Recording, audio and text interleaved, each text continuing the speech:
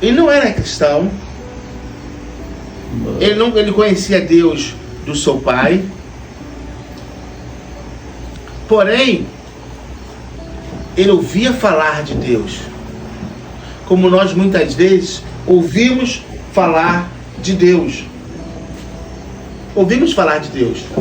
Aonde nós vamos hoje, nós ouvimos falar de Deus. Nós ouvimos louvores.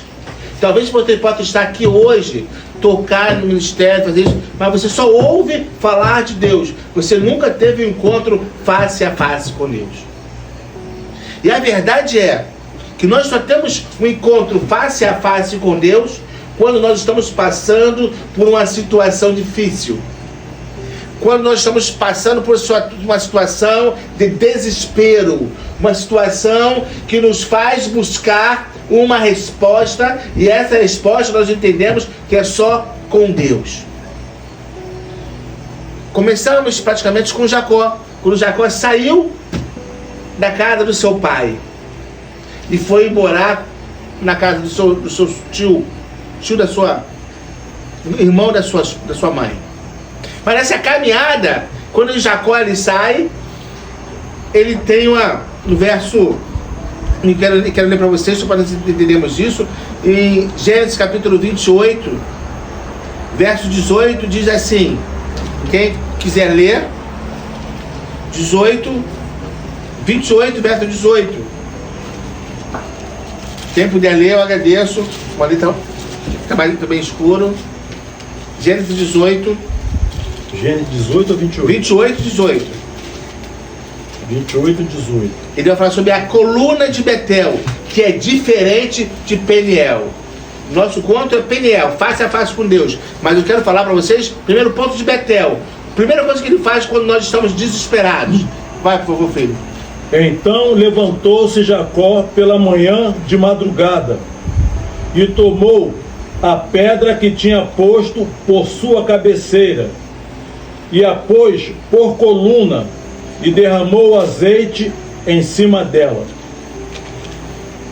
Vai, continua, até o final. Continua. E chamou o nome daquele lugar Betel. O nome, porém, daquela cidade, dantes era Luz.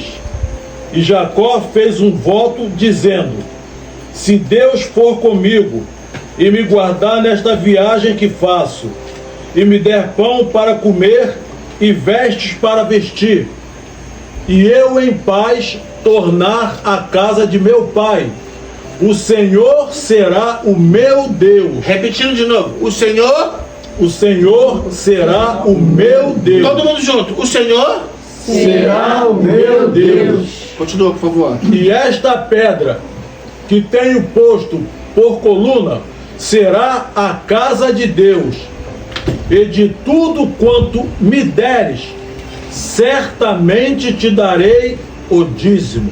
Ou seja, obrigado, filhão. Primeira coisa que ele faz, naquele momento, ele faz uma promessa, um juramento, um voto a Deus. E esse voto é, no meio do desespero, no meio da aflição, no meio de uma perseguição, todos nós lembramos de quem? Deus. De Deus.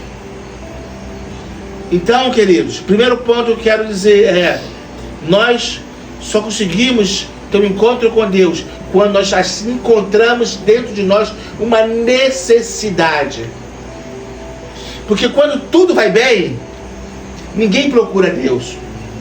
Quando tudo vai a berço esplêndido, ninguém procura a Deus. E Jacó só teve esse encontro aqui, essa promessa, porque ele estava em aflição. Agora vamos abrir as nossas Bíblias, tá? Em 32. Gênesis também? Isso. 22. Em diante. Por gentileza. Levantou-se naquela mesma noite, tomou suas 2 mulheres, suas 2 servas, seus 11 filhos e transpôs o val de Jaboque. Continua. Tomou-os e fê-los passar o ribeiro, fez passar tudo o que lhe pertencia. Para. Vocês observem uma coisa. Aí, observem simplesmente uma coisa. Quando ele sai lá, no outro capítulo que nós lemos, ele sai com quem? Sozinho. Já nesse capítulo aqui, ele sai com tudo o que tinha. Riqueza, filhos e esposa. E ele passa tudo isso para frente. Continua. Ficando ele só, e lutava com ele um homem, até ao romper do dia. Vendo este que não podia com ele, tocou-lhe na articulação da coxa. Deslocou-se a junta da coxa de Jacó, na luta com o homem. Disse este: deixa-me ir, pois já rompeu o dia.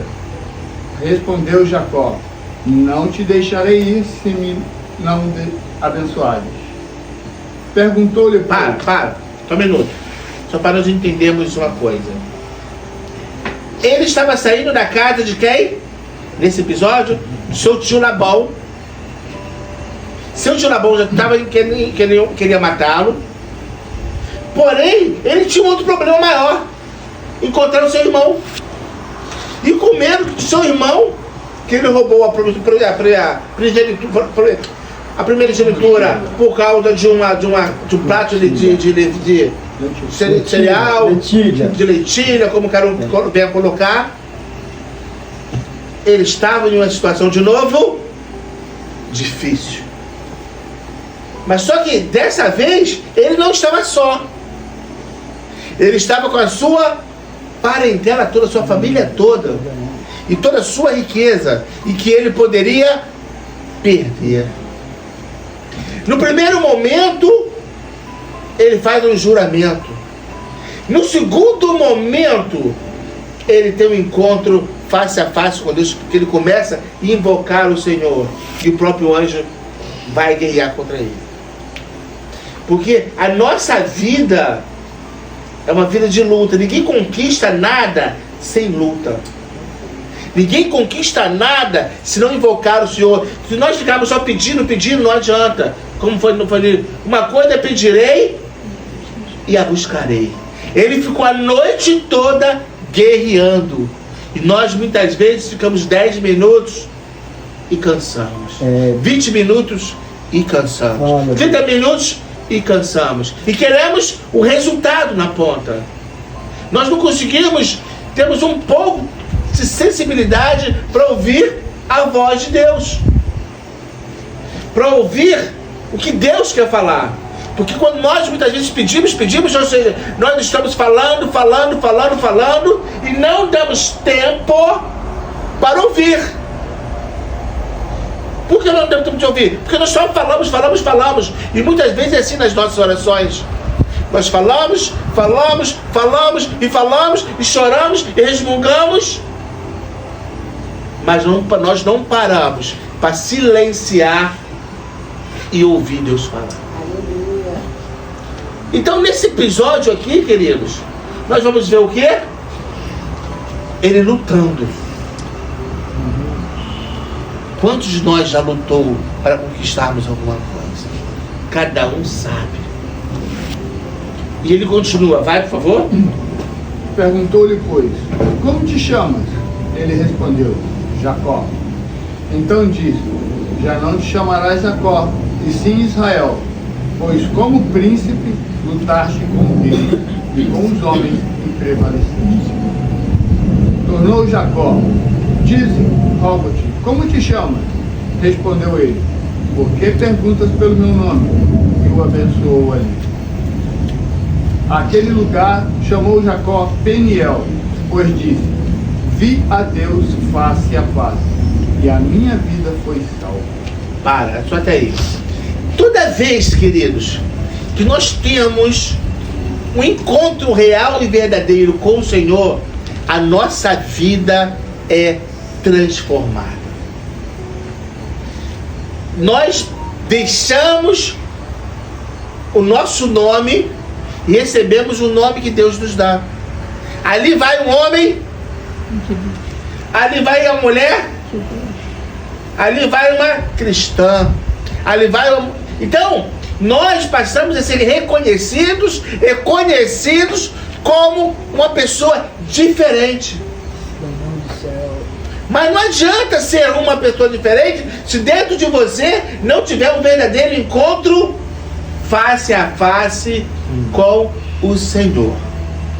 Com certeza, nesses dias, cada um dos pastores, cada um que ensinou, cada um que palestrou, cada um que conversou, seja sentado almoçando, ou seja na beira da piscina, cada um movimento, cada um pedaço de horário que você teve com alguém, foi preparado por Deus para te ensinar ou nos ensinar como chegarmos a termos um encontro face a face com Deus. Gente, é tempo de mudança. Amém. Gente, é tempo de nós encontrarmos um propósito para estarmos caminhando nesta terra. Amém. Gente, o inimigo, ele não brinca de ser inimigo. Se olhamos para a direita ou se andamos para a esquerda, sempre vai ter alguém querendo te passar por cima. Sempre vai ter alguém que vai querer uma crise contigo. Mas uma coisa eu quero dizer para você nesta noite, nesse culto familiar nosso. Nós precisamos ter um encontro real e verdadeiro e transformador com Deus. Amém. Aí a pergunta que eu faço é: como ter um encontro face a face com Deus? E qual é a transformação que Deus faz quando temos esse encontro face a face? Hoje de manhã falamos muito forte sobre pare, olhe e escute.